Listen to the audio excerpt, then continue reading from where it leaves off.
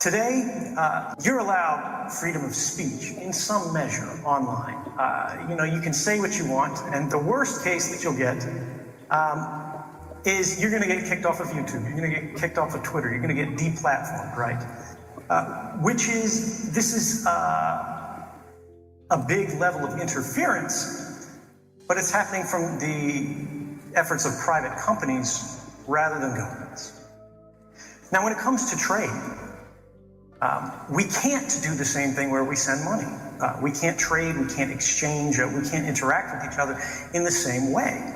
And this is what I think, for me, is the most interesting point about Bitcoin. And I've said this before. Bitcoin is free money, right? You are able to exchange and interact permissionlessly. And when I think about privacy, when I think about liberty, that's what this is all about. What does liberty mean? It's freedom from permission. It means we live our lives in a way that we can experiment, we can engage, we can try things, we can even fail. And we don't have to get, a permission slip from the principal's office. We're not watched, we're not recorded. And because of this, our mistakes don't haunt us. Only on 𝐕𝐈𝐂𝐿. And this core point, right?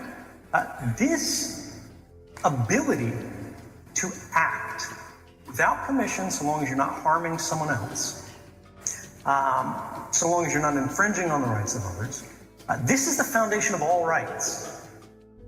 When you talk about due process, when you talk about freedom of speech, when you talk about freedom of religion, whatever you have, right? The right to a fair trial, the reason we have these rights, what they are recognizing, what they're codifying, is a right to the self, right? And this goes in our language all the way down to private property, right? Privacy is that thing that says you belong to you rather than to society.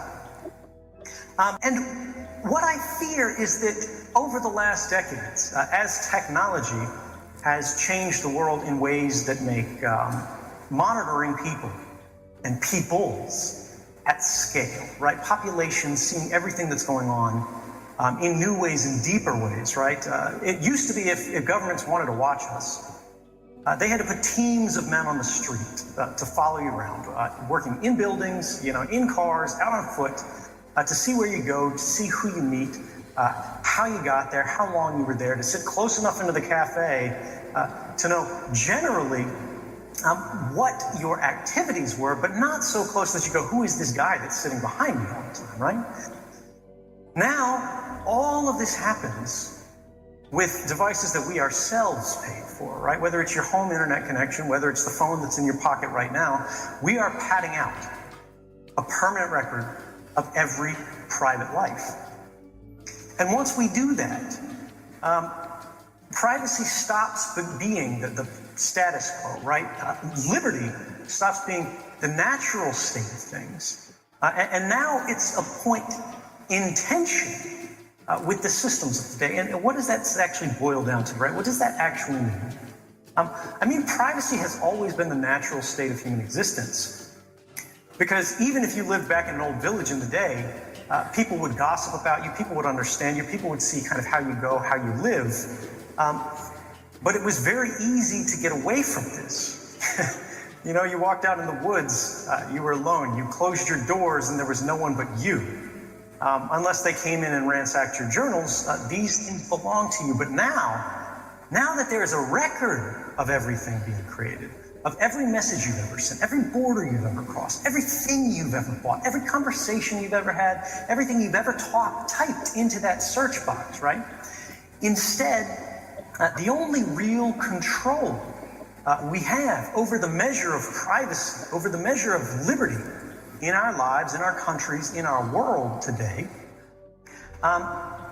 is that governments and institutions, meaning both governmental and corporate, decide to grant us. Because what we really have now is a record of all of our lives that the telecommunications companies have, that Facebook has, that the government has, that Visa and MasterCard have, right?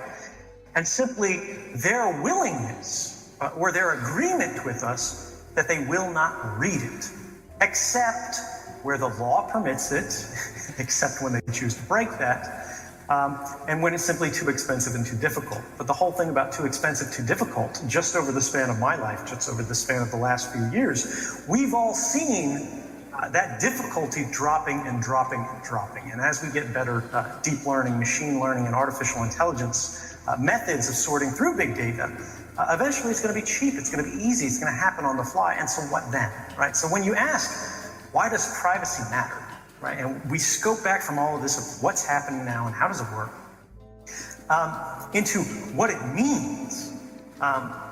Surveillance, everybody thinks about 2013 and why I came forward, and they think surveillance. 2013 wasn't about surveillance.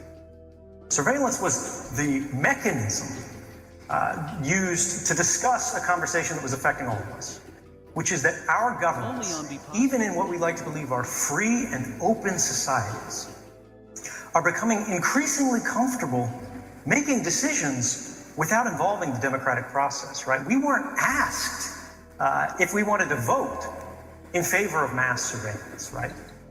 They simply didn't, right? We weren't asked. The courts weren't even allowed to consider if these systems were constitutional. Every time someone got evidence that they were spied on under these, and this has been happening back to 2004, right before 2013 came forward, there were indications that this system had been built and that it was operating unlawfully. And we got some of the biggest NGOs in the United States who challenged it. We got the American Civil Liberties Union, who challenged this in court. They were representing Amnesty International, right? And when it got all the way up to the Supreme Court, right, they said, look, this is a really interesting controversy, and this is something that we should be able to weigh in on. But the government, and by this they mean the executive branch, is saying this is a secret. And because it's a secret, the courts don't have the place to decide this, because it's not for the courts to decide what is or is not secret. It's up to the courts to decide what is or is not lawful. The champion of secrets, right, the master of the keys, that's the executive branch. And they say it's secret, so we have to trust them. But that puts society in a position where we have to trust the executive. And if we don't know what the executive is doing, we don't know how to vote. And if we can't vote in a meaningful, informed way, we can't grant consent in a meaningful way. Which means even though we have a democracy in name, it's not truly meaningful. Is without privacy, we have no power. Because it's privacy that gives us agency. It's privacy, that right to the self, that allows us to come up with that original idea. That could be a bad idea, that could be one we're criticized for, that could get, us disowned by our friends or our community or society, right?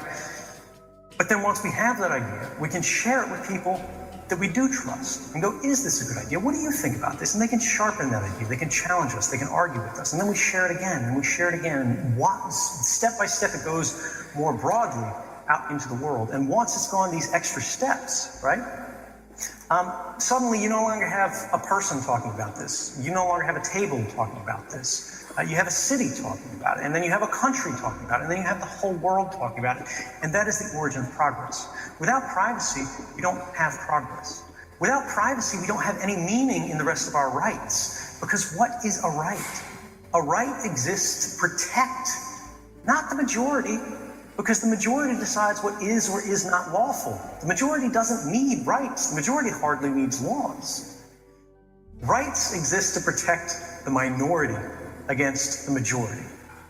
Well, right now, again, the panelists we just had, anybody who's worked in the cryptocurrency space, on the institutional side, can tell you that the first thing government goes after is privacy. Right? What they go is, all right, you can have your magic internet money. You can do whatever you want. As long as it fits our status quo, right? You might be a square peg, but you're going to have to find a way to shave enough off of your system to fit into our round hole.